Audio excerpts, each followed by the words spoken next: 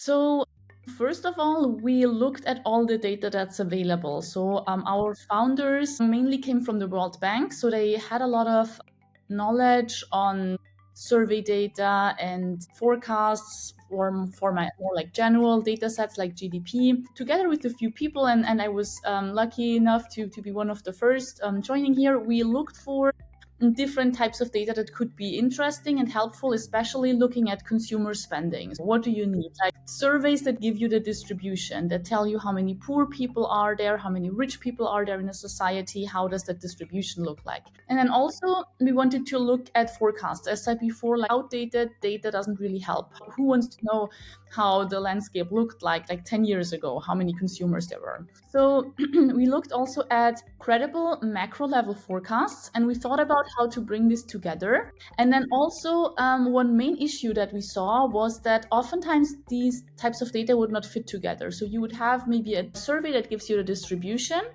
that tells you how much inequality there is, but then you have totals, national totals, like total household expenditure, and usually they would just not match. So you would see there has to be something wrong. And then we dig a bit deeper, and we found that usually in surveys you have this underreporting. So especially richer people will not really give exact information about how much they spend.